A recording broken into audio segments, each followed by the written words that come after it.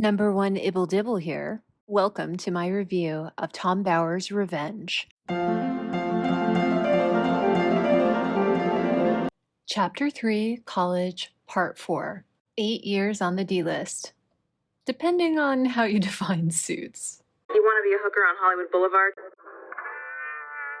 In a proposed series, The Apostles, Meghan would play a former sex worker rescued by a Christian policeman who falls in love with and marries her. In the series pilot, Meghan played the part of an experienced young woman who argued with her husband and provided sex advice to her neighbors. Fox Studios rejected the pilot. Then she featured in a pilot for Good Behavior, a lighthearted series about a Las Vegas criminal family trying to become honest. That too was rejected.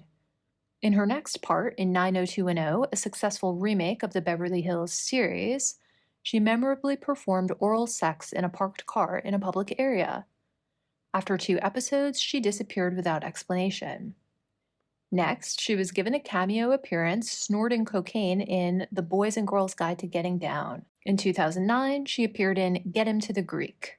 Meghan, who had no lines, was not given a credit. Even worse, her brief appearance in Fringe, a sci-fi film, was edited out. That was heartbreaking for her, recalled Nick Collins, her agent and a partner of the Gersh agency from the beginning.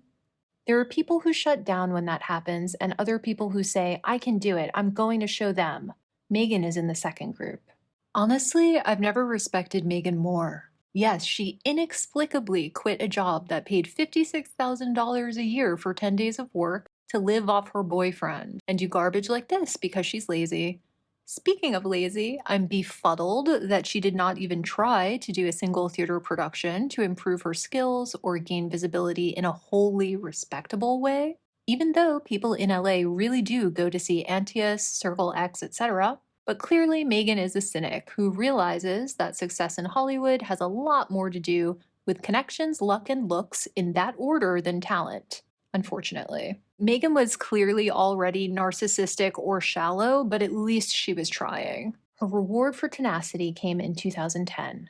Brett Ratner contracted Meghan for a 35-second appearance in his film Horrible Bosses. Cast as a FedEx delivery girl, Meghan mixed for the first time with Hollywood's royalty, including Jennifer Aniston, Kevin Spacey, and Donald Sutherland.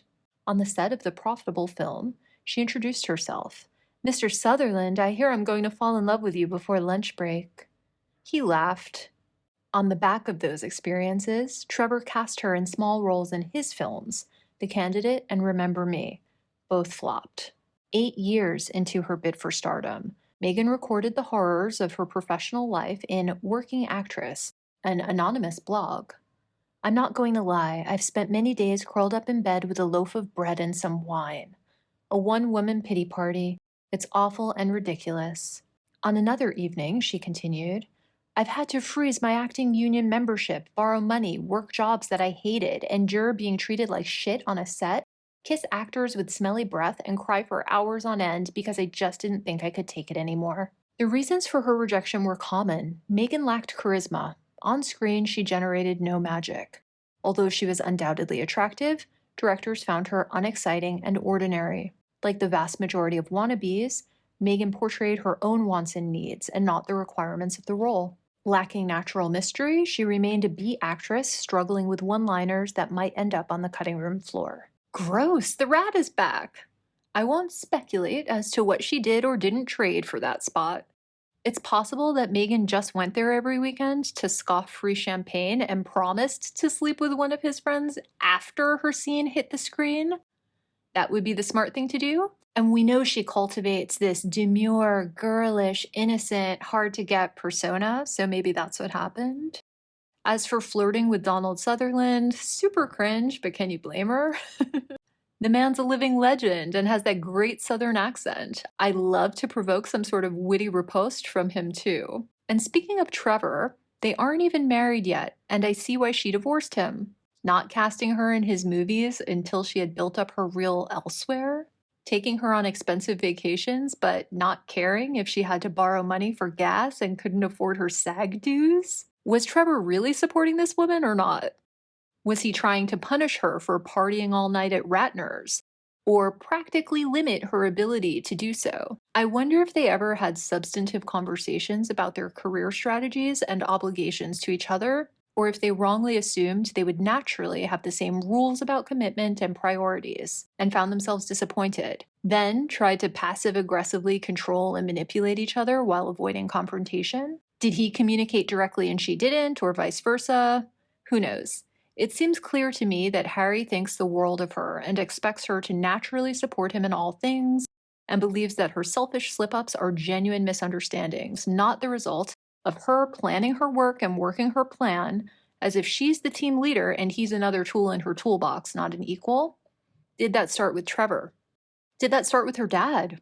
No thanks. After an audition fueled Meghan's belief that the casting director had not understood her.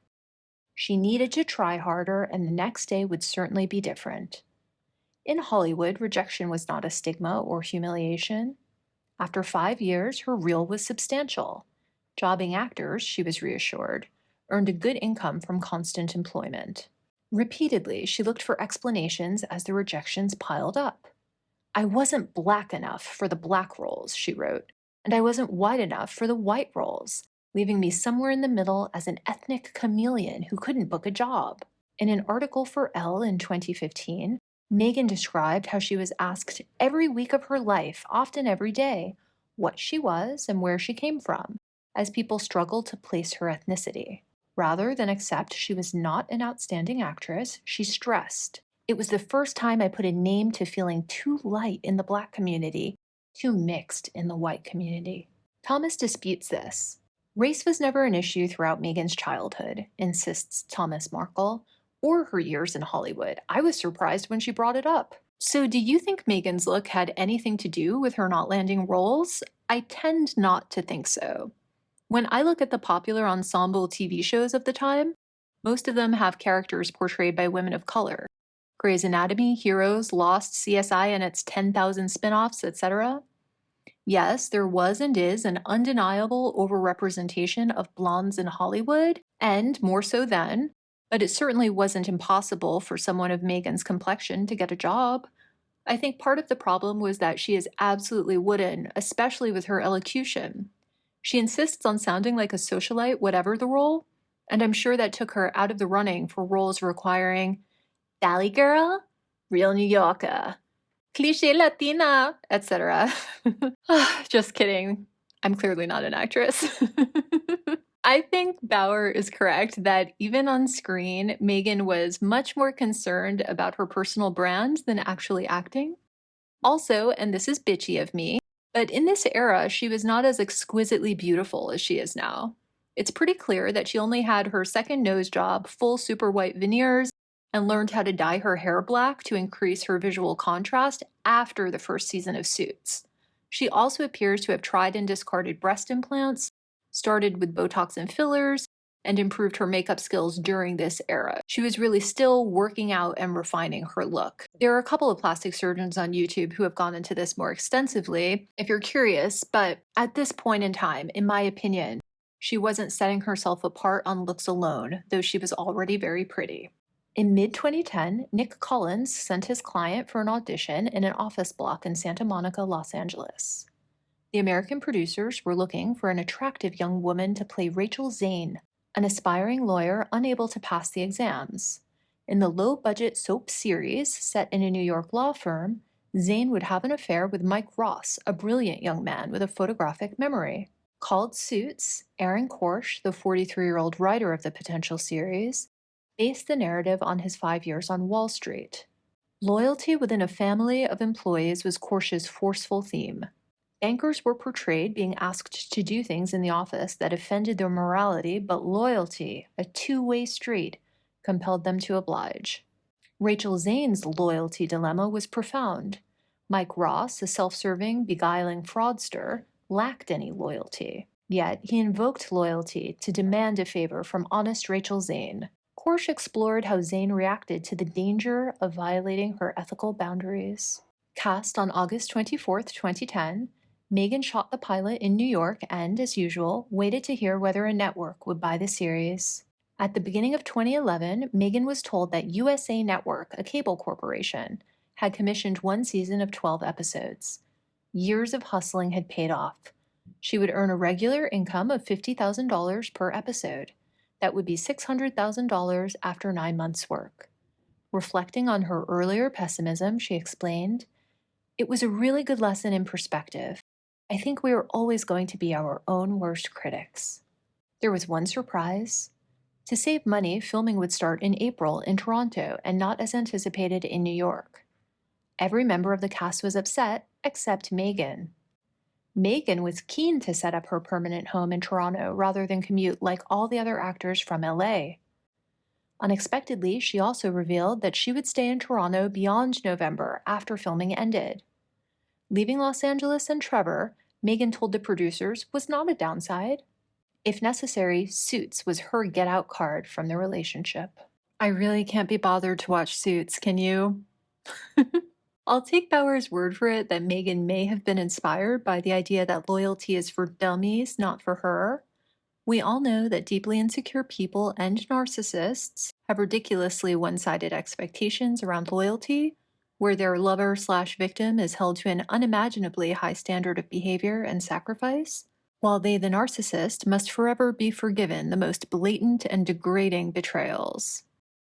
I wonder if Trevor was wrapped up in the double fantasy of being a Hollywood power couple one fine day, just living in denial and getting out of her way, super busy at work, or what? I totally get not wanting to fly back and forth for weekends most of the time, but staying in Toronto during the off-season is practically a meme. Tell him you want a divorce without saying you want a divorce, Meghan.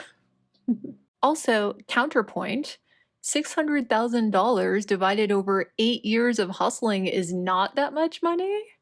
Meghan's little quote about being her own worst critic is so trite. It's quite possible that had she never met Harry after Suits ended, she would have never gotten any more work. I guess she could have made a living as an online influencer selling women courses on how to string men along forever. Don't forget to like, share, and subscribe. I'll be doing a chapter a day to keep the corgis away. Toodaloo!